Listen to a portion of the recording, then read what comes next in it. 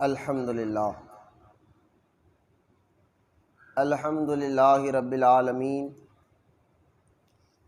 والصلاة والسلام علی سید المرسلین وعلی آلہ واصحابہ اجمعین، اما بعد فاعوذ باللہ من الشیطان الرجیم، بسم اللہ الرحمن الرحیم، والذی جاء بالصدق وصدق به اولئک هم المتقون، آمنت باللہ صدق اللہ العلی العظیم۔ وقال اللہ تعالی فی شان حبیبہ الکریم، ان اللہ وملائکتہ یصلون علی النبی یا ایہا الذین آمنوا صلوا علیہ وسلموا تسلیما۔ اللہم صل علی سیدنا و مولانا محمد معدن الجود والکرم وعلی آلہ وبارک وسلم، صلاۃ و سلاما علیک یا رسول اللہ صلی اللہ تعالی علیہ وسلم۔ السلام علیکم ورحمۃ اللہ وبرکاتہ۔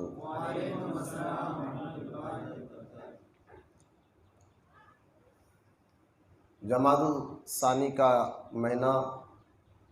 اور اس مہینے کو خاص طور نسبت ہے بعد الانبیاء بالتحقیق امیر المؤمنین حضرت سیدنا ابوبکر صدیق رضی اللہ تعالی عنہ کی عرس مبارکہ سے۔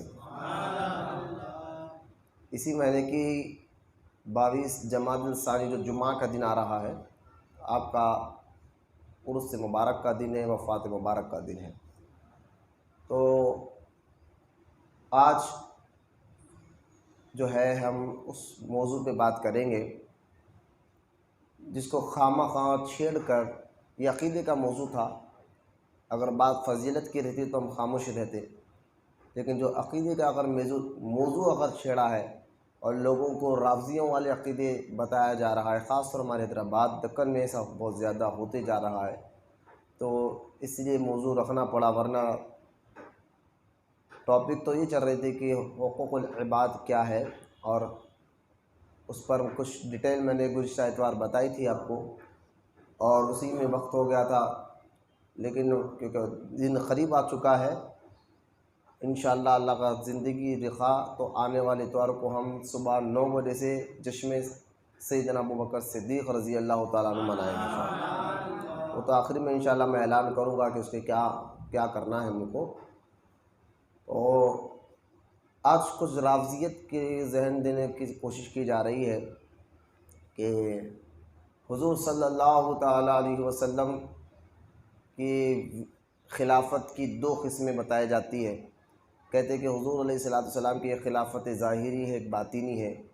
جس کو خلافت صغریٰ، خلافت کبریٰ بھی وہ لوگ بول رہے ہیں، اور کہتے ہیں کہ ظاہری خلافت تو حضور نے ابوبکر صدیق کو دی، اور ظاہری خلافت کے اعتبار سے ابوبکر پہلے ہے، لیکن باطنی خلافت حضور علیہ السلام نے مولا علی کو دی، لہذا اس لحاظ سے باطنی خلافت کے لحاظ سے حضرت علی پہلے نمبر پر ہے۔ اور وہ یہ کہہ رہے ہیں کہ یوں سمجھے کہ ابوبکر خلافت میں افضل ہے اور مولا علی ولایت میں افضل ہے، اس طرح کی باتیں کر رہے ہیں، جبکہ ایسی باتیں نہ صحابہ سے منقول ہے، نہ تابعین سے منقول ہے،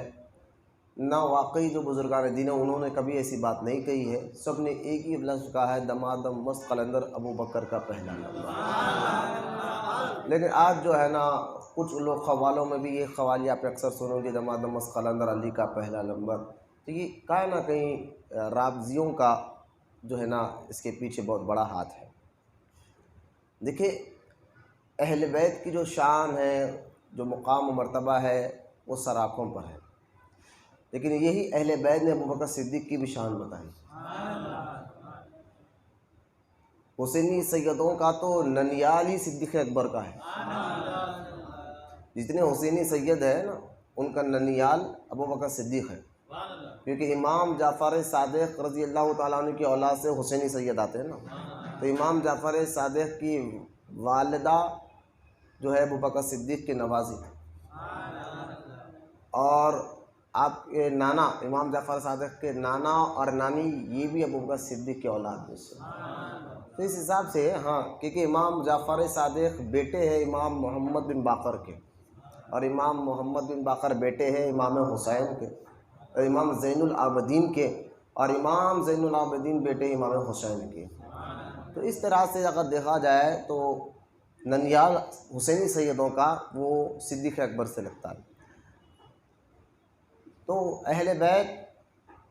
کا مقام و مرتبہ اگر ایسا بولے نا ہم کہ بھائی یہ کیا بول رہے ہو کہ فضیلت میں تو ابو بکر صدیق ہی پہلے ہے،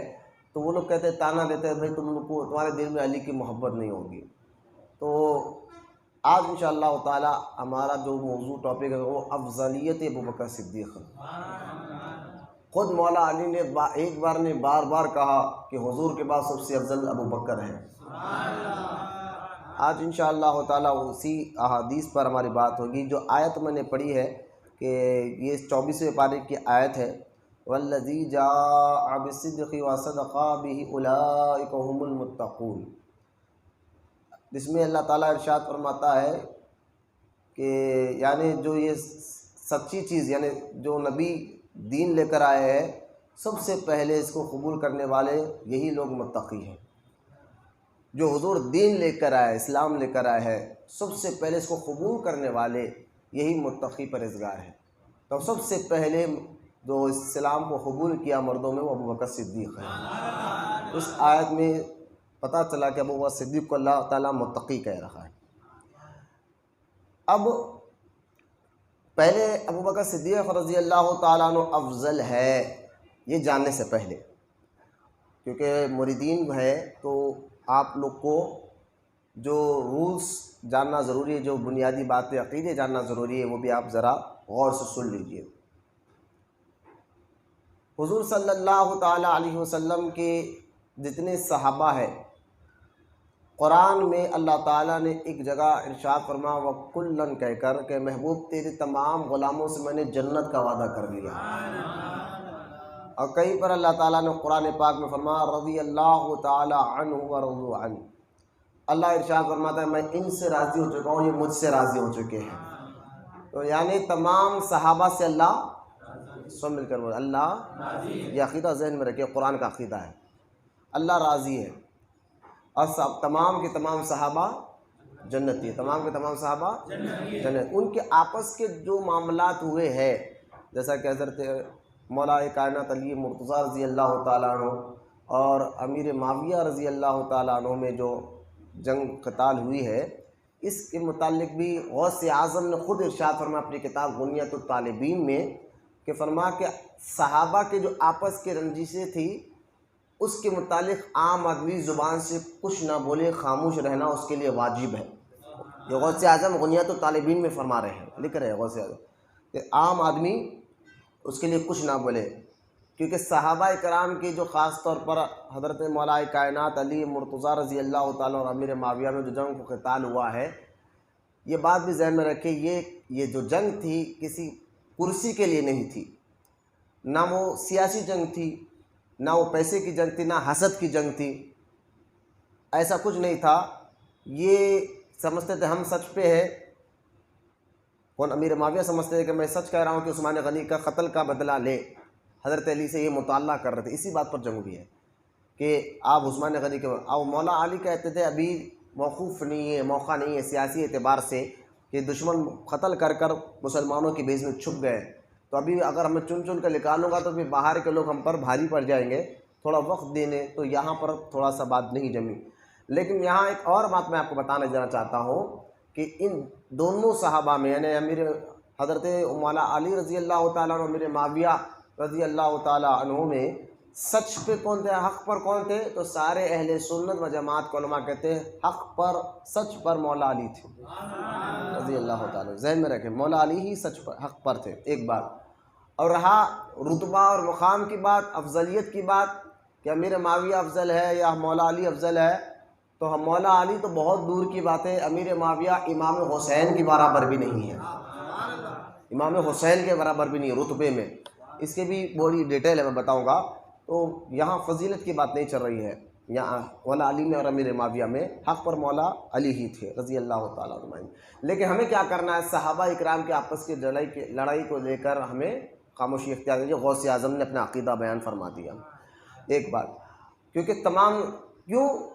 قرآن کہتا ہے میں نے محبوب تیرے سارے غلاموں سے جنت کا وعدہ کر لیا، تو سارے صحابہ سے اللہ راضی ہے، تو ہم کون ہے کہ امیر معاویہ نے ایسا کیا، انہوں کیا ایسا کیا، اس طرح سے ہمیں نہیں بولنا چاہیے۔ پھر بھی اہل سنت کا میں نے نظریہ پیش کیا۔ اور دوسری بات، صحابہ اکرام وہ عظیم ذات مبارکہ ہے کہ اس امت میں سارے نبیوں کے بعد، بلکہ اس امت میں نہیں، جتنے نبی آئے ان کی جتنی امتیں گزری ہے، ساری امتوں میں نبیوں کے بعد سب سے افضل صحابہ ہیں۔ حضور صلی اللہ تعالیٰ علیہ وسلم کو جنہوں نے دیکھا اور ایمان لایا اور ایمان ہی پر ان کا خاتمہ ہوا، وہ صحابی ہے۔ حضور کو دیکھنا، ایمان لانا اور ایمان ہی پر ان کا خاتمہ ہوا ہو، وہ صحابی ہے۔ اچھا، ان کی تعداد کتنی ہے تو ذرا روایات مختلف ہے، کسی نے کہا 1,30,000، کسی نے کہا 1,45,000، کسی نے کہا 1.5 لاکھ صحابہ گزرے ہیں۔ اب 1.5 لاکھ کی روایت کو پکڑ، 1.5 لاکھ صحابہ تھے۔ اور ان کا مقام و مرتبہ کیا ہے؟ تو ان کا مقام و مرتبہ یہ ہے کہ اب کوئی بھی قیامت تک غوث، جو ولیوں میں سب سے بڑا درجہ ہے غوث کا، غوث تو بن سکتا ہے لیکن صحابی نہیں بن سکتا۔ اب صحابی، کیونکہ صحابی بننے کے لیے حضور کو دیکھنا اور ایمان لانا اور حضور کا دور پانا ضروری تھا۔ ظاہری طور پر حضور تو دنیا سے تشریف لے جا چکے ہیں، اگر کوئی خواب میں حضور کو دیکھے گا تو صحابی نہیں بنے گا، کیونکہ حضور کو ظاہری زندگی میں دیکھنا، ان کی صحبت میں بیٹھنا اور ایمان لانا، ایمان ہی پر خاتمہ ہونا، یہ صحابی کے لیے ضروری ہوتا ہے۔ تو لہٰذا یہ صحابہ، اب 1.5 لاکھ صحابہ جن سے اللہ راضی، جن سے اللہ نے جنت کا وعدہ کر لیا، جن کا مقام و مرتبہ یہ ہے کہ کوئی غوث بھی ان کی برابری نہیں کر سکتا۔ اور دیکھیں صحابہ میں ایسے صحابی بھی گزرے ہیں جو 1 گھنٹہ پہلے ایمان لائے اور 10-15 منٹ میں ان کی شہادت بھی ہو گئی۔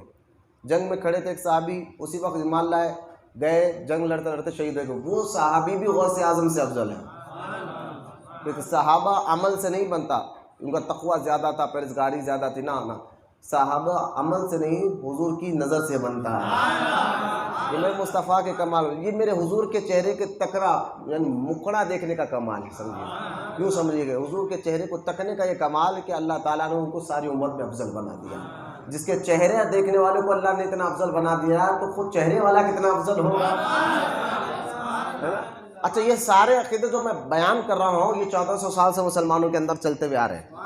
آپ سمجھیں گے کہ حضرت بول رہے ہیں، نانا نبی، یہ قرآن حدیث کے میں نچوڑ آپ کے سامنے رکھ رہا ہوں۔ یہ سارے مسلمانوں کا عقیدہ چلتے ہوئے شروع سے آ رہا ہے، اب نہیں ہے، ساری کتابوں میں یہ بات لکھی ہے، بڑے بڑے اکابروں نے اپنی کتابوں میں لکھا ہے، صحابہ کے دور سے یہ باتیں چلتے ہوئے آ رہی ہیں جو میں آپ کو بیان کر رہا ہوں کہ سب سے افضل صحابہ ہے اس امت میں، ساری امتوں میں افضل، کہ ساری نبیوں کی امتوں سے امت محمدیہ افضل ہے اور اس امت میں افضل صحابہ کرام ہیں رضی اللہ تعالیٰ عنہ اجمعین۔ اب سمجھ گئے آپ کہ صحابی کس کو کہتے ہیں، میں نے یہ بھی بتا دیا، صحابی سے سارے تمام صحابہ سے اللہ راضی ہے، میں نے یہ بھی بتا دیا، اللہ نے جنت کا وعدہ کر لیا ہے، یہ بھی میں نے آپ کو بتا دیا، اور صحابی کا مقام کے غوث سے بھی افضل ہوتے ہیں۔ اب کوئی قیامت تو کوئی صحابی نہیں بن سکتا، میں نے اس کی بھی ڈیٹیل آپ کے سامنے رکھ دی ہے۔ اب آئے صحابہ، دیکھیں جس طرح نماز، روزہ، عبادت جو فرض عبادتیں ہیں، اسی طرح حضور صلی اللہ تعالیٰ علیہ وسلم سے محبت کرنا بھی فرض ہے، نبی سے محبت کرنا بھی فرض ہے۔ تو نبی سے محبت کا اس کی دلیل کیا ہے؟ جن جن سے حضور محبت کرتے تھے، جن جن سے حضور سے نسبت ہو گئی، اس سے بھی محبت کرنا ہمارے لیے لازم ہو گیا۔ تو تمام صحابہ سے حضور محبت کرتے تھے اور خود حضور صلی اللہ تعالیٰ علیہ وسلم، اب دیکھیں صحابہ کے بارے میں حضور نے کیا ارشاد فرمایا۔ حضور علیہ السلام، جو حدیث میں بیان کرنے جا رہا ہوں، یہ حدیث نزہۃ المجالس کتاب سے میں نے بیان کیا ہوں۔ نزہۃ المجالس میں عبد الرحمن شافعی صفوری رحمۃ اللہ تعالیٰ علیہ نے اپنی کتاب نزہۃ المجالس میں یہ بات لکھی ہے۔ آپ فرماتے ہیں کہ تمام سرکار دو عالم علیہ السلام فرماتے ہیں کہ میرے صحابہ سے تم محبت کرو۔ حضور نے ارشاد فرمایا میرے صحابہ سے تم محبت کرو کیونکہ میں ان سے محبت کرتا ہوں، اور جو میرے خاطر، اب دیکھیں حضور کیا فرما رہے ہیں، جو میرے خاطر میرے صحابہ سے محبت کرتا ہے تو اللہ بھی اس کو اپنے سے محبت کرتا ہے۔ اور سرکار فرماتے ہیں جس نے میرے صحابہ کے سے دشمنی کی، بغض رکھا، ان کو اذیت پہنچانے کی کوشش کی، ان کے بارے میں غیر غلط باتیں کی، تو سرکار نے فرمایا جس نے صحابہ کو اذیت پہنچایا اس نے مجھے اذیت پہنچایا، اور جس نے مجھے اذیت پہنچائی اس نے اللہ کو اذیت پہنچائی۔ اور اذیت کہتے تکلیف کو، اور جس نے اللہ کو اذیت پہنچائی وہ جہنم میں جائے گا۔ یہ ایک حدیث۔ اور اسی نزول المجالس میں ایک اور حدیث مبارکہ لکھی ہوئی ہے، حضور صلی اللہ تعالیٰ علیہ وسلم ارشاد فرماتے ہیں کہ اس روئے زمین پر سب سے بڑا گناہ یہ ہے کہ میرے صحابہ کی دشمنی کرنا، میرے صحابہ سے دشمنی کرنا، ان کی دشمنی میں مرنا۔ کہ پورے انسانوں کا گناہ اتنا بڑا ملا دے تو اتنا بڑا گناہ نہیں ہوتا، لیکن میرے صحابہ کی دشمنی پہ مرنے والے کو اللہ اتنا بڑا اس کو، یعنی اتنا بڑا اس کا گناہ ہے کہ قیامت کے دن اللہ اس کی شفاعت بھی نہیں کرے گا۔ تو لہٰذا اس کی شفاعت کو قبول نہیں فرمائے گا اللہ تعالیٰ کہ یہ صحابی کی دشمنی میں جو مرتے ہیں، صحابہ اکرام کو جو معاذ لگا۔ یہ دوسری حدیث میں نے آپ کو بیان فرمائی۔ ایک اور حدیث اسی نزول المجالس کے حوالے سے میں بیان کر دوں، حضور صلی اللہ تعالیٰ علیہ وسلم ارشاد فرماتے ہیں کہ جو میرے اور میرے صحابہ سے محبت، مجھ سے محبت، میرے صحابہ سے محبت کرتے ہیں اور میری اہل بیت سے بھی محبت کرتا ہے، قیامت کے دن حساب و کتاب کے بعد جنت میں وہ میرے ساتھ ہوگا۔ جنت میں وہ، یعنی حضور صحابہ اور اہل بیت کی محبت میں مرنے والے کو سرکار فرماتے ہیں جنت میں وہ میرے ساتھ ہوگا۔ یہ تیسری حدیث جناب بیان فرمائے۔ اور ایک حدیث سرکار دو عالم اسی نزول المجالس میں لکھی ہوئی ہے، سرکار دو عالم علیہ السلام فرماتے ہیں کہ میرے صحابہ کے بارے میں اللہ سے ڈرو، میرے بعد ان سے وہ نشانہ نہ بناؤ، کیونکہ میرے صحابہ وہ ہے جن کو اللہ نے میرے لیے چن لیا۔ اللہ نے صحابہ کو چنا ہے۔ کس نے چنا ہے؟ ہمارے اور آپ کو چننے میں غلطی ہو سکتی ہے، ہم نے بڑی تحقیق کر کر کسی بچے کا رشتہ لگاتے ہیں تو بہنوئی کو چننے یا داماد کو چننے میں غلطی ہو سکتی ہے، لیکن جس کو رب نے چنا ہو مصطفیٰ کی صحبت کے لیے تو کتنے، ان کا سینہ کتنا پاک ہوگا، ان کا دل کتنا پاک ہوگا، ان کی مزاج کتنی پاک ہوگی، ان کے اخلاق کتنے پاک ہوگے، کیونکہ اللہ نے حضور کی صحبت کے لیے ان کو چنا ہے۔ سرکار فرماتے ہیں میرے صحابہ کو اللہ نے میرے لیے چنا ہے، لہٰذا خدا سے ڈرو، میرے بات ان کو نشانہ نہ بناؤ، میرے بات ان کے بارے میں ایل فیل مت کرو۔ یہاں تک کہ سرکار فرماتے ہیں اگر کسی کو تم دیکھو کہ میرے جانے کے بعد میرے صحابہ کو اگر وہ گالی دیتا ہے تو سرکار فرماتے نہ اس کے ساتھ تم بیٹھو، نہ اس کے ساتھ کھانا کھاؤ، نہ اس کو سلام کرو، نہ اس کے ساتھ نماز پڑھو، نہ اس کے ساتھ نکاح کرو، اگر وہ مر بھی جائے تو اس کے جنازے میں مت جاؤ۔ یہ صحابہ اکرام علیہ رضوان کے دشمنی پر یہ ساری حدیثیں میں نے آپ کے سامنے محبت کے بارے میں بھی بتایا، اور جو ہے محبت میں مرنے والے کو تو سرکار فرماتے وہ میرے ساتھ ہوگا، اور دشمنی مرنے والے کو کہتا ہے اللہ تعالیٰ کے رسول فرماتے کہ اللہ اس کی شفاعت کو قبول نہیں کرے گا۔ اب اس سے اندازہ کرنا چاہیے کہ صحابہ کا مقام اور مرتبہ کتنا اونچا اور کتنا بلند اور کتنا اعلیٰ ہے۔ ٹھیک ہے، اب آ گیا یہ ساری باتیں ذہن میں بیٹھنے کے بعد کہ صحابی کون ہوتے ہیں، ان کی تعداد کتنی ہے، ان سے اللہ راضی ہے، اللہ نے جنت کا وعدہ کر لیا ہے۔ غوث اعظم کا میں نے بھی عقیدہ آپ کو بتا دیا کہ ان کے آپس کے جھگڑے میں ہمیں کچھ بولنا نہیں چاہیے، کیونکہ حضور صلی اللہ تعالیٰ علیہ وسلم نے ہر صحابی کو اپنی کیونکہ حضور کی جتنے معجزات ہیں، میں اکثر کہتا ہوں یہ بات، حضور علیہ السلام کے جتنے معجزات ہیں، جتنے معجزے ہیں، جیسا کہ چاند کے 2 ٹکڑے کرنا اور جھاڑوں کو بلا لینا، ڈوبے ہوئے سورج کو پلٹا دینا، پتھر کو پانی پر چل کر بتانا، پانی پر چلا کر بتانا، اور بھی معجزے جیسا آسمان میں جتنے تارے ہیں جس کو آپ گن نہیں سکتے، اسی طرح حضور کے معجزات کو بھی آپ شمار نہیں کر سکتے۔ لیکن ایک معجزہ حضور کا یہ بھی ہے جو حضور کی صحبت میں ایمان لا کر 10 منٹ بھی بیٹھ جاتا، اگر وہ گاؤں کا بدو ہی کیوں نہ ہوتا، کیونکہ گاؤں سے اگر کوئی دیہات سے آتا حضور سے ملنے کے لیے، اور دیہات میں وہ سب سے زیادہ ایسا آدمی تھا کہ عقل مند نہیں تھا، بے وقوف آدمی تھا، سمجھیے مثال سمجھانے کے لیے کہ ایک گاؤں کا بدو آدمی جس کو سمجھ نہیں تھی، عقل اتنی نہیں تھی، لیکن وہ حضور سے ملنے جب مدینہ منورہ آیا، حضور کے ساتھ بیٹھا، ایمان لا لیا 10 منٹ بیٹھ کر، پھر واپس جب گاؤں گیا تو سارے محدثین اور علماء کہتے ہیں پھر وہ سارے گاؤں میں اس سے زیادہ ہوشیار کوئی نہیں تھا۔ پھر 10 منٹ بھی اگر حضور کی صحبت میں اگر کوئی بیٹھ جاتا تو اللہ اس کی مزاج ہی کو بدل دیتا تھا۔ یہ اثر ہوتا ہے اللہ کے نیک بندوں کی صحبت میں بیٹھنے کا، یہ اثر ہوتا ہے، اور یہ اثر آپ کو عقلی طور پر بھی سمجھ میں آ جائے گا۔ آج بھی اگر کوئی بچے آپ کے اگر نیک لوگوں کی صحبت میں بیٹھیں گے تو یقین جانے وہ گالی نہیں دیتے، وہ نماز پڑھتے، کیوں؟ صحبت کا اثر ہوتا ہے۔ تو جب نبیوں کی سردار کی صحبت میں بیٹھے ان کا مقام و مرتبہ کیا ہوگا؟ تو لہٰذا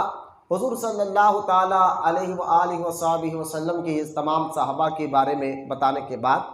آج جو موضوع میں نے خاص طور پر چھیڑا ہے وہ افضلیت ابو بکر صدیق ہے۔ جب تمام صحابہ کا اتنا بڑا اونچا مقام ہے، اتنا بڑا مرتبہ ہے، تو تمام صحابہ میں سب سے افضل صحابہ، سب سے بڑے صحابی وہ ابو بکر صدیق ہیں۔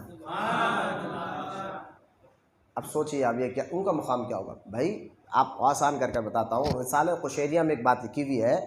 کہ ہر دور میں ایک قطب ہوتا ہے، اور قطب کے ہاتھ کے نیچے دو ائمہ ہوتے ہیں۔ قطب کے انتقال کے بعد ان دو ائمہ میں سے کوئی قطب بن جاتا ہے۔ یہ قطب غوث کا لقب بھی ہے، ٹھیک ہے؟ قطب کے ہاتھ کے نیچے ائمہ وہ دو ہوتے ہیں، ائمہ کے ہاتھ کے نیچے اوتاد یہ چار ہوتے ہیں، اوتاد کے ہاتھ کے نیچے ابدال یہ 7 ہوتے ہیں۔ میں اولیاء کرام میں ان کی بات کر رہا ہوں جو اپنے وقت کے کمشنر ہیں۔ بھائی آپ اگر پولیس کا ایک محکمہ آپ دیکھتے ہیں تو جوان ہوتا ہے، ہوم گارڈ ہوتا ہے، جس طرح ہوتے بڑے، پھر ایس آئی ہوتا ہے، پھر سرکل ہوتا ہے، پھر اے سی پی، ڈی سی پی، پھر کمشنر۔ تو خالی اگر کوئی بڑے پولیس کا ایک ہی محکمہ ہوتا ہے کمشنر، اور اس کے ہاتھ کے نیچے کوئی بھی نہیں رہتا تو یہ لوگ کہیں گے کتنی بیوقوفی کی بات کرتے ہیں، بڑے ان کی بات کر رہے ہیں، ہاتھ کے نیچے تو کتنے ہیں پتہ نہیں، ہاتھ کے نیچے جوان ہوئی کتنی تعداد میں پتہ نہیں ہے۔ تو اسی طرح یہ اولیاء اکرام کے بھی کوئی ٹائٹل ہوتے ہیں۔ سرکار نے فرمایا میری امت میں یہ ہر دور میں رہیں گے قطب، تو میں ان ٹائٹلوں کا نام کر رہا ہوں یہ اپنے وقت کے بڑے بڑے بزرگ ہیں، ان کے ہاتھ کے نیچے کتنے اولیاء اللہ ہے آپ کو اندازہ نہیں ہے، ٹھیک ہے؟ یہ قطب، ان کے نیچے ائمہ، ان کے نیچے اوتاد، ان کے نیچے ابدال۔ یہ قطب جو ہے پوری دنیا کو سنبھالے رکھتے ہیں اللہ کے حکم سے، ان کے ہاتھ کے نیچے ائمہ ان کے وزیر ہوتے ہیں، یہ جو ہے نا زمین اور آسمان کو سنبھالے رکھتے ہیں۔ ان کے ہاتھ کے نیچے اوتاد یہ 4 ہوتے ہیں، دنیا کے چاروں کونوں کو یہ سنبھالتے ہیں، اور ان کے ہاتھ کے نیچے ابدال یہ 7 ہوتے ہیں، یہ 7 زمین کو یہ سنبھالتے ہیں۔ پھر اور آگے عقبہ ہے، نجمہ ہے، یہ اور آگے یہ سارے ٹائٹل بتا رہا ہوں اولیاء کرام میں یہ کتنے بڑے، تو اندازہ کریں کیونکہ ہاتھ کے نیچے کام کرنے والے کتنے بزرگ ہو گئے پھر، ہے نا؟ تو لہٰذا یہ ساری باتیں بتانے کے بعد سمجھے کہ قطب اتنا بڑا مقام ہے، لیکن قطب بھی کوئی صحابی کے برابر نہیں ہو سکتا۔ صحابی کتنا بڑا ٹائٹل ہے سمجھ گئے اب، صحابی خود اتنا بڑا ایک ٹائٹل ہے، اب قیامت تو کوئی صحابی نہیں، قطب تو بن سکتا ہے اللہ چاہے تو، قطب تو بن سکتا ہے لیکن صحابی نہیں بن سکتا۔ تو صحابی کا اتنا بڑا مقام کہ جہاں کوئی غوث کوئی قطب ان تک پہنچ نہیں سکتا، تو صحابہ میں سب سے بڑے صحابی ابو بکر صدیق ہے۔ اور یہ ساری باتیں میں جو قرآن حدیث سے ہے، آپ بولیں گے یہ دیکھیں ابو بکر صدیق رضی اللہ تعالیٰ عنہ کو ہم سارے نبیوں کے بعد سب سے افضل مانتے ہیں ابو بکر صدیق کو، لیکن یہ کہنا کہ ابو بکر صدیق خلافت میں افضل ہے اور مولا علی ولایت میں افضل ہے، یہ کسی سنی کا طریقہ نہیں رہا، نہ کسی بزرگ کا طریقہ رہا، یہ صرف اور صرف رافضی اور شیعوں کا طریقہ رہا، جو حضرت علی کی محبت میں بڑھ چڑھ کر جو عجیب عجیب باتیں کر دیتے ہیں۔ میں یہاں ایک اور واقعے کی طرف اشارہ کر دیتا ہوں کہ شاید میں نے اس واقعے کو، میں تو جہاں تک مجھے یاد ہے کہ میں نے نہیں بولا ہے، اگر بولا تھا تو ریکارڈ بھی ہو رہا ہے، تو میں توبہ کرتا ہوں اس واقعے سے کہ دیکھیں ایک واقعہ قوالی میں بھی بہت زیادہ وہ مشہور ہوا کہ ایک بار امام حسین اور حضرت عمر کے بیٹے حضرت عبداللہ ابن عمر کھیل رہے تھے، پھر امام حسین نے کہا کہ تم بھی ہمارے نوکر ہیں، تمہارے والد بھی ہمارے نوکر ہے۔ تو یہ روایت بھی شیعوں کی کتاب سے آئی ہے، اور ایک تو یہ کہ یہ کوئی مضبوط روایت نہیں ہے کہ امام حسین اور حضرت عمر کے بیٹے کھیل رہے تھے۔ کیوں؟ کیونکہ جو روایت آ رہی ہے کہ دیکھیں میں آپ کو بتاتا ہوں، حضرت عبداللہ ابن عمر رضی اللہ عنہ حضرت فاروق اعظم کے بیٹے ہیں، وہ جو ہے جب ان کی عمر 15 سال تھی یا 14 سال تھی تب امام حسین پیدا ہوئے۔ عمر کا لحاظ دیکھ رہے ہیں، امام حسین پیدا کب ہوئے؟ جب آپ کی عمر، یعنی عبداللہ ابن عمر کی بیٹے جو ہے حضرت فاروق اعظم کے جو بیٹے ان کی عمر 14 سال تھی، سمجھیے اس وقت امام حسین پیدا ہوئے تھے۔ اور جب امام حسین کی عمر 6 سال کی ہوئی تو عبداللہ ابن عمر اس وقت 21 اور 22 سال کے تھے، اور مجاہدین صحابہ میں شمار ہوتا تھا ان کا۔ تو ایک بات ہے میں یہاں اچھا یہ اور بات بھی اور بتا دوں، یہ بھی ذہن میں رکھ لیں آپ، جہاں دماد و مست قلندر ابو بکر کا پہلا نمبر، یہ بات دوست ہے کہ سنیں ذرا بس یہ بھی عقیدہ بتا دوں، جس طرح تمام صحابہ میں سب سے افضل ابو بکر صدیق ہے، اسی طرح علماء نے بتایا کہ صحابہ کی اولاد میں،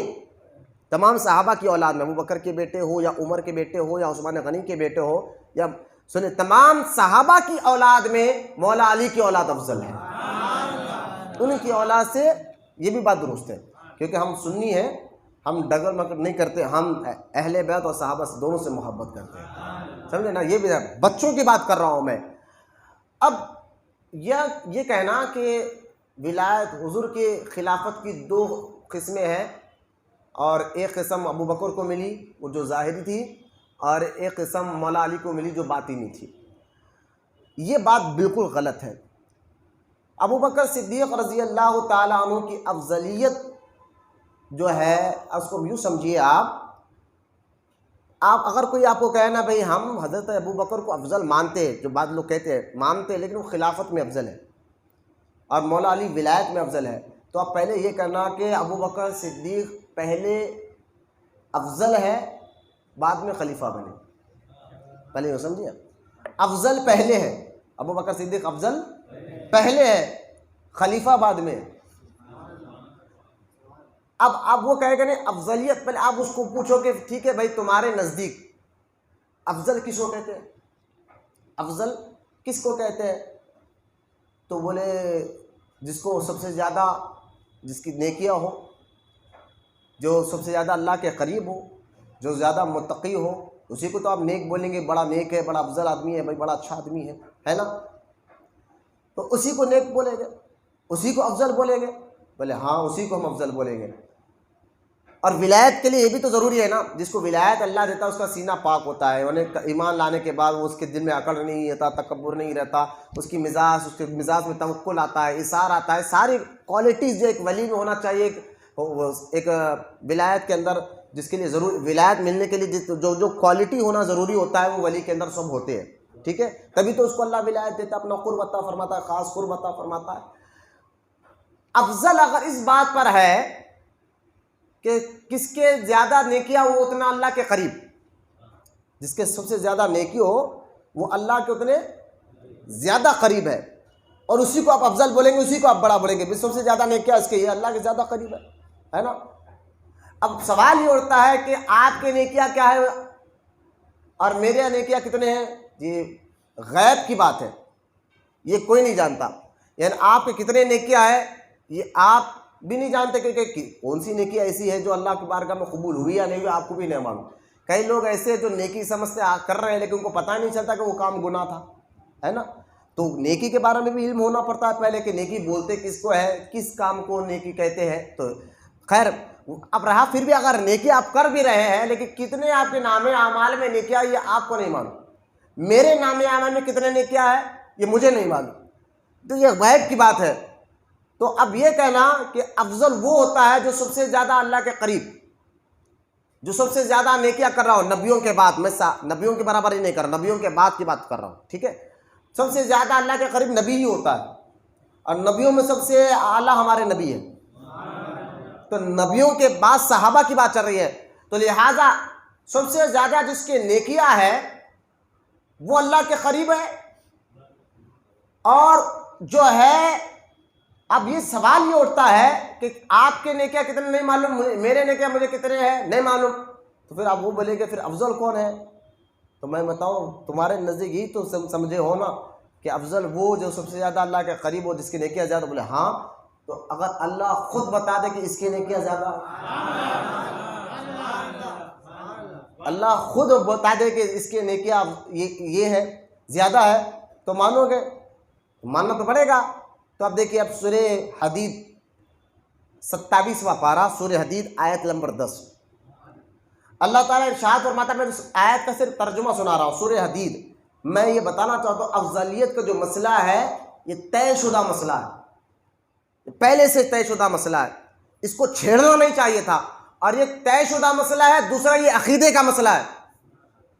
اگر بات عمل کی ہوتی یا فضیلت کی ہوتی تو ہم خاموشی اختیار کر لیتے، بولنے دو، لیکن بات یہاں عقیدے کی ہے، بات یہاں افضلیت کی جو بات ہے یہ عقیدے کی بات ہے، تو عقیدے کو اگر چھیڑا جائے گا تو ایمان ہی کہاں رہے گا؟ تو لہٰذا یہ عقیدے کی بات تھی، اس کو چھیڑا گیا اور کہا گیا کہ مولا علی ولایت میں افضل ہے، ابو بکر خلافت میں افضل ہے۔ یہ کہنا غلط ہے، چاہے ظاہری خلافت ہو یا باطنی خلافت ہو، ابو بکر کا پہلا نمبر ہے۔ کیوں؟ کیونکہ سب سے زیادہ نیکیوں میں بلند نبیوں کے بعد اگر کوئی ہے تو ابو بکر صدیق ہے، اور یہ میں نہیں کہہ رہا، خود اللہ تعالیٰ قرآن میں کہہ رہا ہے، خود اللہ قرآن میں کہہ رہا ہے، سورہ حدید 27واں پارہ آیت نمبر 10، اللہ قرآن میں فرماتا ہے کہ تم میں سے، اب دیکھیں صحابہ کو لے کر تم میں سے وہ لوگ برابر نہیں، صحابہ سے اللہ فرما رہا ہے، قرآن میں آیت اتری سورہ حدید 27واں پارہ آیت نمبر 10 اٹھا کر دیکھیں کہ تم میں سے وہ لوگ برابر نہیں، کون؟ سر اللہ فرماتا ہے جو تم سے پہلے مکہ فتح ہونے سے پہلے جو ایمان لائے، جو اللہ کی راہ میں خرچ کرے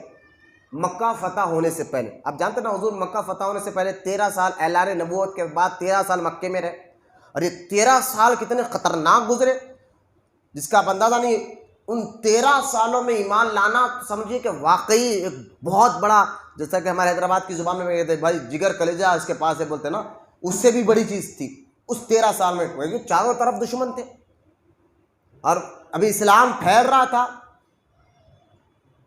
کونے میں درود پاک پڑھے ایک مرتبہ۔ ابھی اسلام پھیل رہا تھا، اتنی طاقت نہیں تھی، مسلمانوں کی فوج نہیں تھی، طاقت نہیں تھی، دشمن چاروں طرف تھے۔ ایسے موقع پر حق کی بولی بولنا، یقین جان کی دعوت، اور پھر بولی بھی بولنا، پھر مال بھی لٹانا۔ تو مکہ فتح ہونے سے پہلے جو ایمان لائے، اللہ نے فرمایا یہ ان سے بڑے ہیں، ان سے بہتر ہے جنہوں نے مکہ فتح ہونے کے بعد ایمان لایا۔ اعظم کہا اللہ نے، یہ مکہ فتح ہونے کے بعد تو حکومت آ گئی تھی، فوج بن گئی تھی، اب مکہ فتح ہونے کے بعد سے بہت سی سہولت ہو چکی تھی، اتنے دشمن نہیں تھے، لیکن مکہ فتح ہونے سے پہلے جو مکے میں حضور کے اعلان نبوت کے بعد جنہوں نے اسلام قبول کیا اور اللہ کے راہ میں مال خرچ کیا، کیونکہ چاروں طرف سے دشمن تھے، مال کاروبار کرنے نہیں دے رہے تھے، پراپرٹی ضبط کی جا رہی تھی اسلام قبول کرنے والے کی، حد سے زیادہ ظلم و ستم ہو رہے تھے۔ ایسے حالت میں جو مکے میں ایمان لائے، اللہ فرماتا ہے یہ مکہ فتح ہونے سے پہلے جو لوگ ایمان لائے ان سے بڑے اور ان سے افضل ہے جنہوں نے مکہ فتح ہونے کے بعد ایمان لایا۔ تو دیکھیں یہ فضیلت کی بات خود اللہ تعالیٰ نے قرآن میں بیان فرما دی۔ جب اللہ نے قرآن میں کہہ دیا کہ مکہ فتح ہونے سے پہلے جو لوگ ایمان لائے وہ ان سے افضل ہے جنہوں نے مکہ فتح ہونے کے بعد ایمان لائے، تو مجھے بتائیے مکہ فتح ہونے سے پہلے، یہ تو بہت دور کی بات ہے، سب سے پہلے اگر کوئی ایمان لا رہا ہے تو ابو بکر صدیق کی ذات مبارکہ۔ آپ دیکھیے کیسا، سب سے پہلے ابو بکر صدیق نے کلمہ پڑھا، سب سے پہلے اللہ کی راہ میں مال آپ ہی نے خرچ کیا،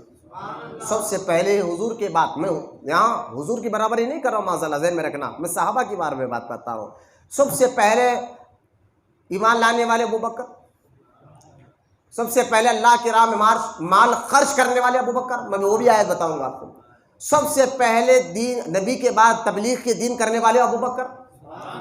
ہے نا، سب سے پہلے حضور صلی اللہ تعالیٰ علیہ، بلکہ اتنے پہلے کہ ہر وقت یعنی کہ حضور کے بعد سب سے پہلے نمبر آپ ہی کا آتا تھا۔ اب دیکھیے میں پہلے کی بات آ گئی تو میں بات آتا، دیکھیے یہاں ذہن میں بٹھا لیں کہ ابو بکر صدیق بھائی پہلے دور میں غلاموں کو خریدا اور بیچا جاتا تھا نا، تو حضرت صدیق اکبر رضی اللہ تعالیٰ عنہ پڑھے لکھے صحابی تھے، دانشمند صحابی تھے، کاروبار کے تاجر صحابی تھے، اور ان کی سیرت انشاءاللہ آنے والے اتوار کو ہم یہ بڑا جلسہ رکھ کر صبح 9 بجے سے یہاں بیٹھیں گے، تب ہم بتائیں گے انشاءاللہ کہ ان کی سیرت کا، میں صرف افضلیت کا موضوع چھیڑا ہوں کہ افضل کیسے ہے۔ میں سب سے زیادہ یہ کہہ رہا نا سب سے زیادہ ولایت اسی کو اللہ دیتا ہے جس کی نیکیاں زیادہ ہوں، تو میں نے کہا سب سے پہلے اسلام، دیکھیں آپ کہیں گے سب سے پہلے صدیق اکبر نے اسلام قبول کیا، بچوں میں مولا علی نے، عورتوں میں بی بی خدیجہ نے، اور غلاموں میں حضرت زید نے، یہ ذہن میں رکھ لیا۔ غلام بکتے تھے، جیسے آج جو ہے نا جانور بکتے ہیں نا، پہلے دور میں انسانوں کی بھیڑ منڈی لگتی تھی، اس میں غلام بکتے تھے۔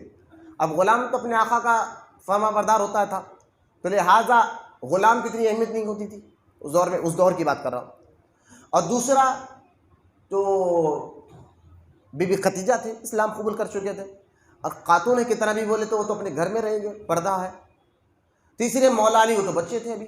رضی اللہ تعالیٰ عنہ اجمعین، ان سے ابھی کیا فائدہ ملے گا اسلام کو؟ سوچیے اب کیا کر سکتے ہو۔ اب مردوں میں، ابھی آزاد مردوں میں ابو بکر تھے۔ اب انہوں ایک تو آزاد تھے، عقل مند تھے، تاجر تھے، پڑھے لکھے صحابی تھے،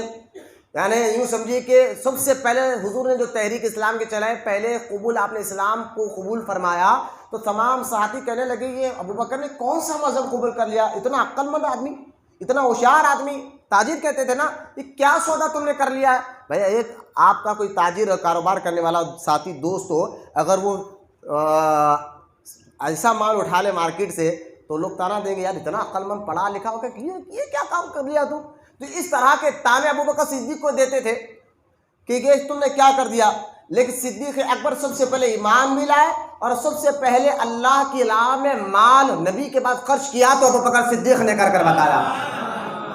تو قرآن میں اللہ نے کیا فرمایا، اعظم ہے تم میں سے وہ لوگ جو سب سے پہلے اسلام قبول کر رہے ہیں، سب سے۔ تو یہ اللہ تعالیٰ نے خود بیان فرما دیا، اور حدیث میں سرکار دو عالم علیہ الصلوۃ والسلام نے اور کھل کر وضاحت کر دی۔ جب سیدہ عائشہ صدیقہ نے پوچھا یا رسول اللہ آسمان میں جتنے تارے ہیں کیا اتنی نیکیاں کسی کی ہے؟ تو سرکار دو عالم علیہ الصلوۃ والسلام نے فرمایا عائشہ آسمان میں جتنے تارے ہیں اتنی نیکیاں تو عمر کے ہے۔ تو پوچھا گیا حضور جب عمر کتنے نیکیاں ہے تو میرے والد کے کیا ہے؟ تو اللہ کے رسول علیہ الصلوۃ والسلام نے فرمایا عائشہ جتنے عمر کے نیکیاں ہے ایسی ایک نیکی تو خالی ابو بکر کی ہے۔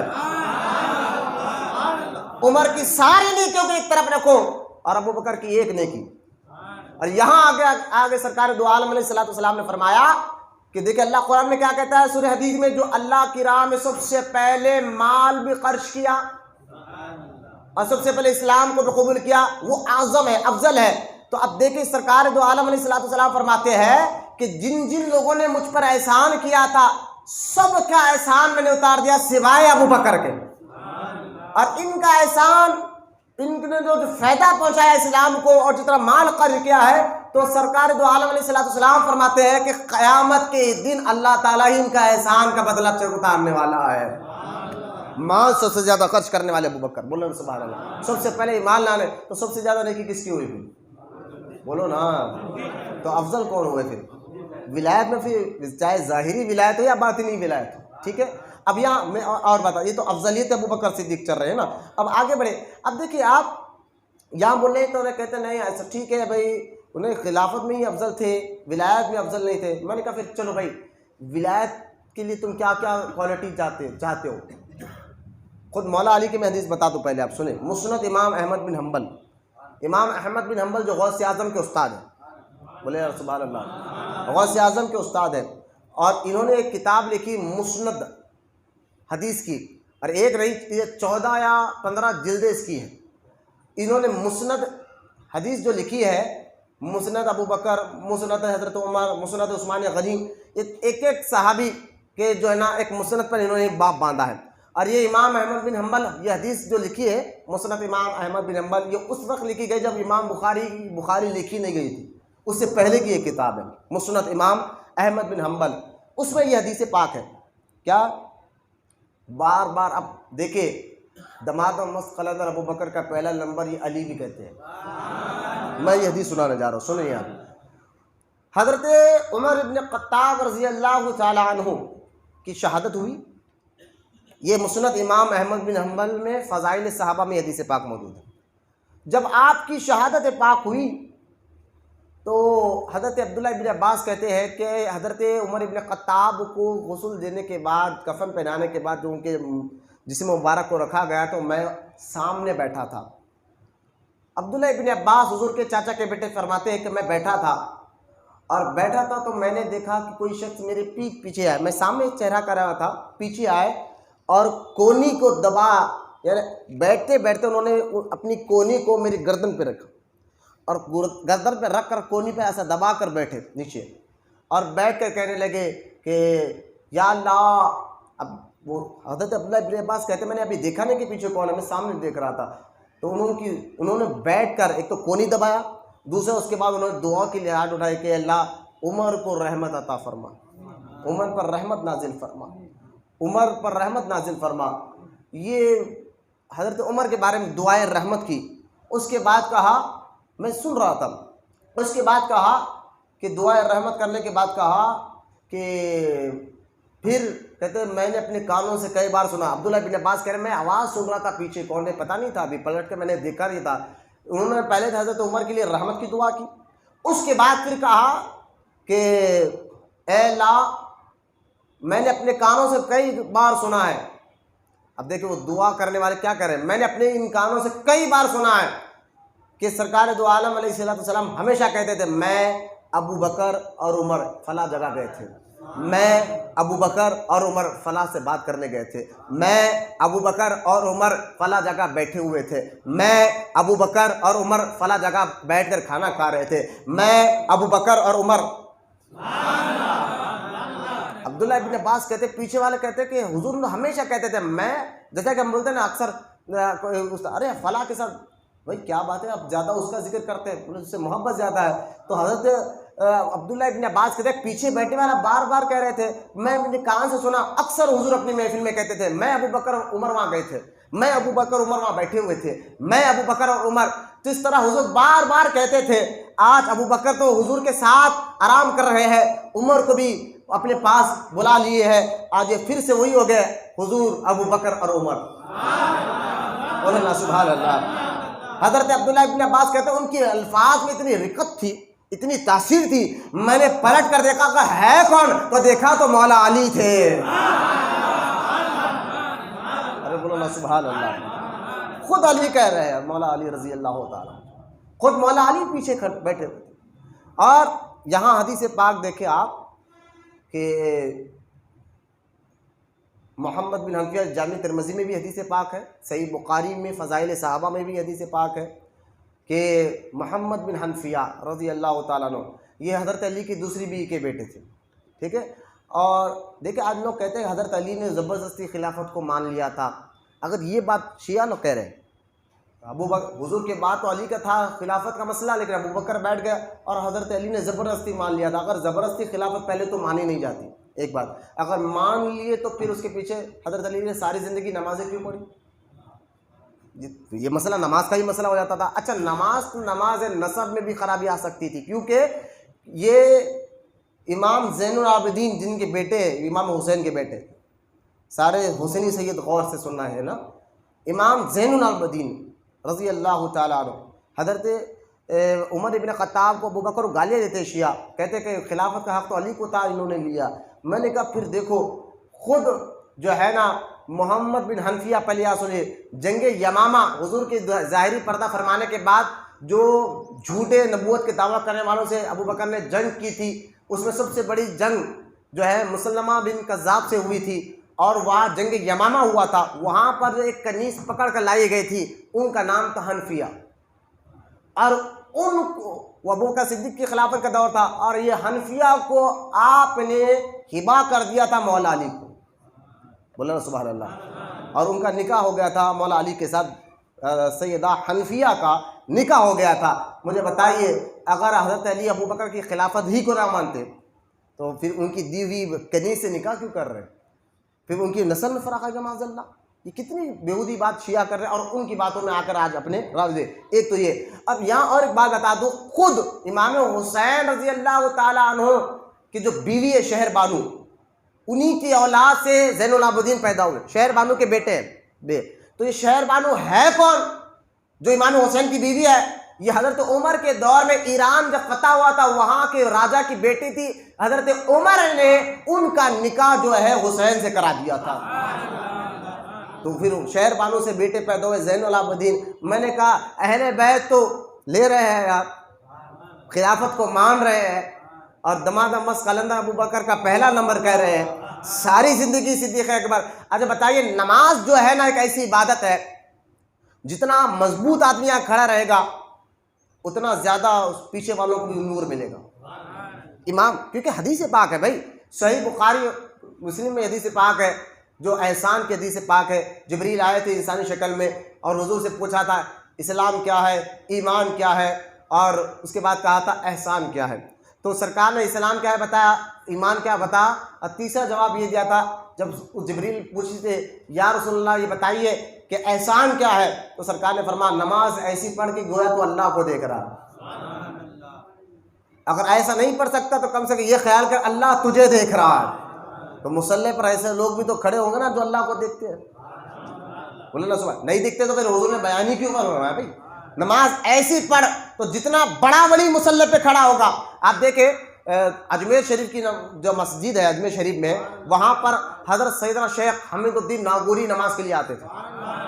امامت پڑھاتے تھے، نماز کی امامت کری ہے وہاں حمید الدین ناگوری رحمۃ اللہ علیہ۔ راجستھان میں ایک علاقہ ہے ناگور، وہاں پر بھی ایک ناگور جو ہے چنئی میں بھی ہے، ایک ناگور راجستھان میں بھی ہے۔ راجستھان کے علاقے میں شیخ حمید الدین ناگوری آج بھی ان کی مزار پاک موجود ہے۔ یہ اجمیر کی درگاہ کے مسجد کے امام تھے، اور ان کی خاصیت کیا تھی جانتے آپ؟ جب نماز کے لیے اللہ اکبر کہتے نا، پیچھے ٹھہرنے والے سب کو کعبہ نظر آ جاتا تھا۔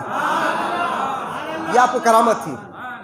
تو جو کعبے کو دیکھتا ہے تو مصلی پہ امام کعبے، جب پیچھے ٹھہرنے والوں کو کعبہ نظر آتا تھا، کہاں اجمیر اور کہاں مکہ۔ یہ کرامت تھی آپ کی کہ جتنے پیچھے بیٹھتے، چاہے کوئی بھی آدمی کھڑنے دو پیچھے، آپ کی یہ کرامت تھی۔ تو لوگ سمجھے کہ شاید یہ مسجد کی ایک خاصیت ہے۔ ایک بار حمید الدین ناگوری کسی وجہ سے آئے نہیں، کسی نے نماز پڑھا تو اللہ اکبر امام نماز پڑھا، پیچھے والے سمجھے اب بھی کعبہ نظر آئے گا، لیکن کچھ نظر نہیں آیا سوائے دیواروں کے مسجد کی، کچھ نظر نہیں آیا۔ تب سمجھ میں آ گئی حضرت کی کرامت ہے۔ تو ایک ولی غریب نواز کے غلام، ان کی یہ خاصیت تھی کہ وہ نماز ایسی پڑھتے تھے، حدیث میں سرکار نے فرمایا نماز ایسی پڑھو کہ گویا تم رب کو دیکھ رہے ہو۔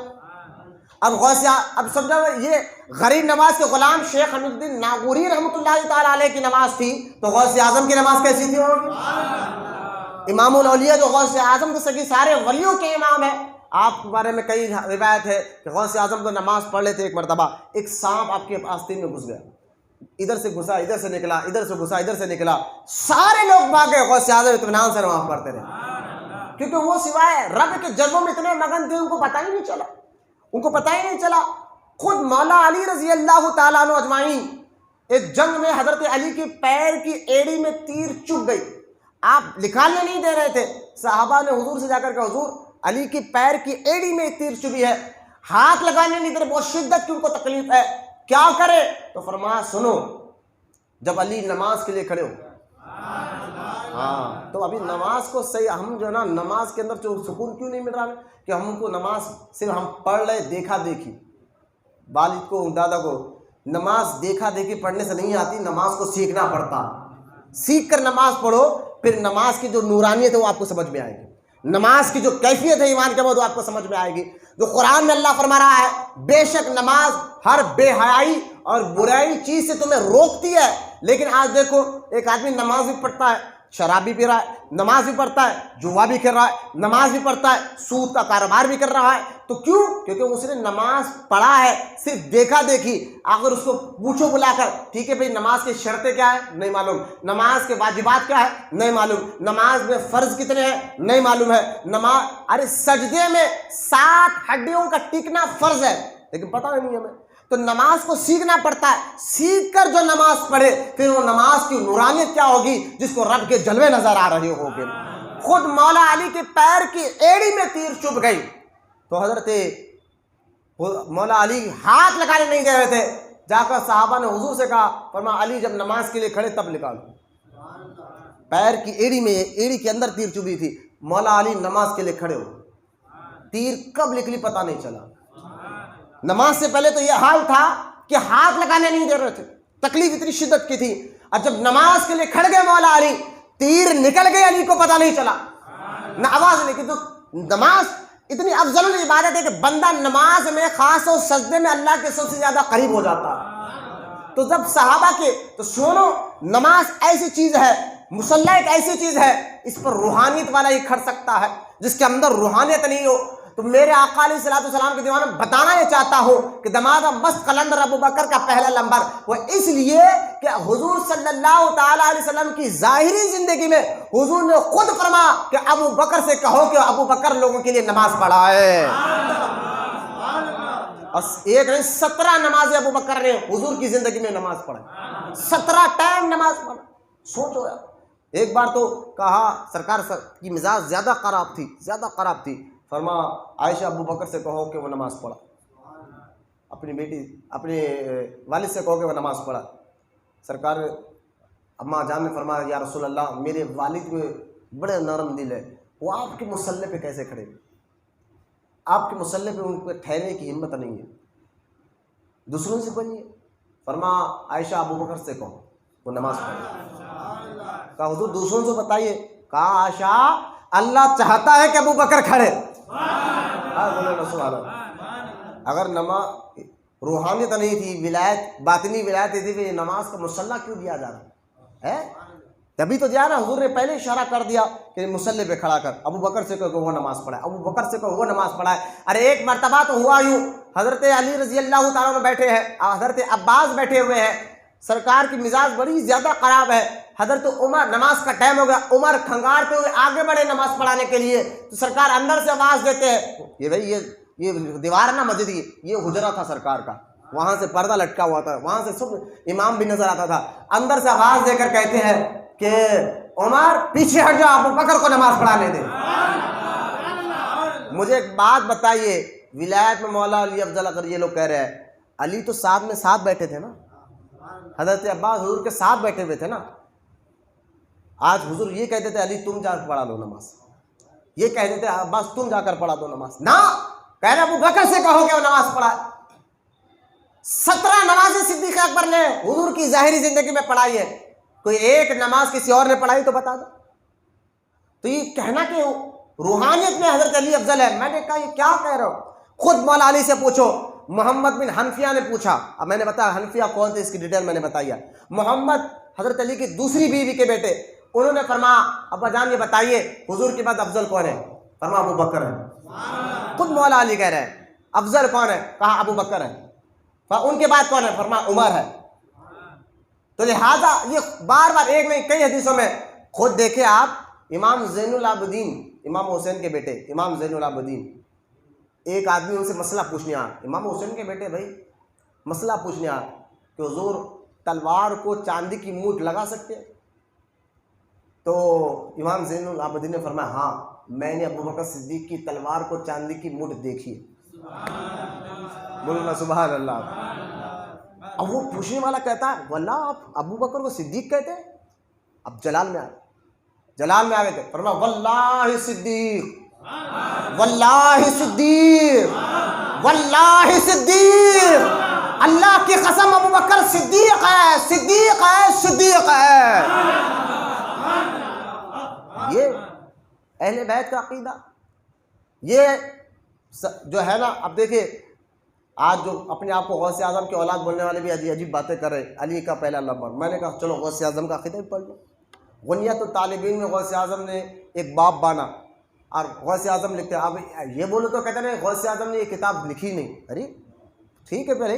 سنو بولے لیکن غوث اعظم نے، میں ایک مسئلہ بتاؤں، آج سے 400 سال پہلے ایک بزرگ حیدرآباد میں آئے تھے اور ان کی مزار شریف جو ہے آج بھی ٹولی چوکی شیخ پیٹ 7 گموسوں کے پیچھے کے حصے میں ہے، جن کو شیخ پیٹ کہتے ہیں۔ ان کا نام سید رفیع الدین احمد غریب نوازی المعروف، لوگ ان کو دودھ پیرا کے نام سے جانتے ہیں، بہت بڑے بزرگ غوث اعظم کے پوترے ہیں، بغداد سے آئے تھے جب محمد قلی قطب شاہ کا دور تھا، ٹھیک ہے، وہ یہ بغداد سے آئے تھے، گولکنڈہ قلعے کے سامنے مسجد ہے قطب شاہی، وہاں پر آپ بیٹھے تھے، اس کے بعد آپ اس پہاڑ پر تشریف لے کر گئے، ساری زندگی رہے، وہ بہو دکھنے میں غوث اعظم کی طرح تھے غوث اعظم کی بیٹے نا بھائی آپ کے۔ اور یہ صبا قادری ہے، ہم ڈیٹیل نہیں آتا کہ صبا قادری کسی کو کہتے ہیں، وقت ختم ہوگا، میں آخری بات کروں، یہ کہتے ہیں نا کہ کتاب یہ غوث اعظم نے نہیں لکھی، میں ایک بات بتا رہا ہوں، آج سے 500 سال پہلے کی بات ہے نا، سید رفیع الدین احمد غریب نوازی وہاں بیٹھے تھے، تو بادشاہ ملنے آ کر کہنے لگا حضور میں ایک سوال پوچھنا چاہتا ہوں۔ بادشاہ کیونکہ قطب شاہی دور کے جتنے بادشاہ تھے وہ شیعہ تھے، ذہن میں رکھے عقیدے کے وہ شیعہ تھے، تو کہنے لگا کیا بات پوچھنا چاہتے ہو؟ کہ آپ کے والد نے کتاب لکھی غنیت الطالبین۔ ابھی نہیں سمجھے آپ، 500 سال پہلے بادشاہ کہہ رہا ہے آپ کے والد نے جو کتاب لکھی غنیت الطالبین، اس میں امیر معاویہ کی تعریف کیوں کی؟ اس کا جواب تو حضرت نے دیا کہ کیوں تعریف کیا، کیا ہے حضرت نے دیا، یہ الگ بات ہے، لیکن دیکھو اس دور میں 500 سال پہلے بادشاہ بھی جانتا تھا کہ یہ کتاب غوث اعظم نے لکھی ہے، اور اسی تو ان کے بیٹے سے پوچھ رہا تھا۔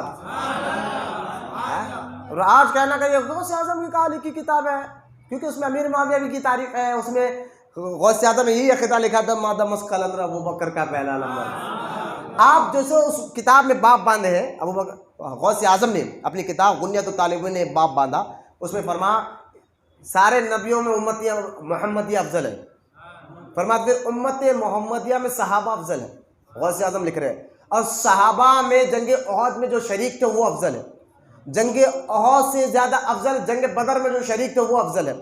جنگ بدر میں سے سب سے زیادہ افضل وہ افضل ہے جو مکہ فتح ہونے سے پہلے ایمان لائے، وہ صحابی افضل ہے، اور ان صحابہ میں سب سے افضل عشرۂ مبشرہ 10 صحابہ جن کو سرکار نے جنتی ہونے کی بشارت دی تھی، غوث اعظم لکھ رہے ہیں ان 10 صحابہ میں سے چاروں خلفاء افضل ہیں، ان چاروں میں سے سب سے افضل ابو بکر صدیق ہے۔ یہ غوث اعظم کا بھی عقیدہ، اور یہی بات داتا گنج بخش لاہوری نے بھی لکھ دیا،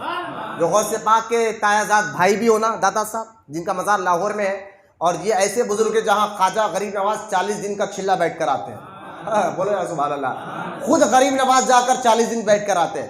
تو سوچے کہ داتا صاحب کا کتنا بڑا مقام ہوگا جہاں غریب نواز کو فیض مل رہا ہے۔ وہ داتا صاحب نے اپنی کتاب کشف المجوب میں یہ بات کو لکھ کر فرما دیا، آپ نے ایک باب بنا کہ صحابہ میں صوفی صحابہ کون ہے، اس باب اپنی کتاب کشف المجوب میں باندھ کر آپ فرما سب سے پہلے آپ نے بھی دیکھیں صحیح سچے صوفیوں کا عقیدہ کہ سب سے پہلے آپ نے بھی فرمایا ابو بکر صدیق پہلے ہیں۔ دیکھیں ہم اس تمام باتوں سے ہم یہ نہیں کریں کہ معاذ اللہ حضرت علی کا مقام مرتبہ گھٹا نہیں رہے ہیں، معاذ اللہ، نہ یہ ہمارا مقصد ہے، کیونکہ سرکار نے فرمایا علی کی محبت ایمان کی پہچان ہے، جب تک علی کی محبت دل میں نہ ہو تمہارے دل میں ایمان ہی نہیں آ سکتا، میں یہ بات کر رہا ہوں۔ لیکن یہ علی جن کی وہ افضل مان رہے ہیں، جن کو مولا خود کہہ رہے ہیں کہ ابو بکر پہلے ہے، جس کو مولا خود ان کے پیچھے نمازیں پڑھ رہے ہیں، ہم وہ بات آپ کے سامنے عقیدہ، یہ اجماع ہے، اس میں جمہوریت نہیں ہے، یہ اجماع ہے، 1400 سال سے چلتے آ رہا ہے، اس کو چھوڑو مت۔ اسلام پھیل کر 1400 سال ہو گیا، اگر آج ہم بولیں گے علی افضل ہے یا ابو بکر افضل ہے تو باہر غیر مسلم بولے گا اسلام پھیل کر 1400 سال ہو گیا، ان کو آج تک نہیں معلوم ہوا کہ دونوں میں افضل کون ہے، یہ بولیں گے غیر لوگ۔ خدا کے واسطے یہ باتوں کو مت چھیڑا کریں، انشاءاللہ اللہ ہم کو زندگی رکھا تو آنے والے اتوار کو سیرت ابو بکر صدیق پہ ہم بیان کریں۔ افضلیت پر ہمارا یہ موضوع چند آیتوں سے، سورہ حدید کی آیت بھی میں نے آپ کے سامنے رکھی، اور ایک آخری آیت تو مجھے رکھنا تھا مجھے، جس میں اللہ نے قرآن میں ابو بکر صدیق کو اتقا کہا، وہ 30ویں پارے کی سورہ واللیل کی ہے، 30ویں پارے کی واللیل میں اتقا کون ہوتا ہے؟ جو متقیوں کا بھی سردار ہو، اللہ خود اس کو اتقا کہو تو وہ کتنا ولایت کے اعلیٰ مقام پر ہوگا۔ وہ ابو بکر صدیق تھے جن کو اللہ نے قرآن میں اتقا کہہ کر پکارا، تو لہٰذا انشاءاللہ اس کی ڈیٹیل مجھے بولنا تھا لیکن وقت نہیں دے رہا، آنے والے جمعہ میں اسی آیت اتقا کیوں کہا اللہ تعالیٰ نے ابو بکر صدیق کو، اس پر میں انشاءاللہ آنے والے جمعہ میں سیرت ابو بکر صدیق ہم بیان کریں گے۔ میں سارے مریدوں سے کہوں گا کہ آنے والے اتوار کو، خاص طور اتوار کو چھٹی رہتی ہے لیکن خاص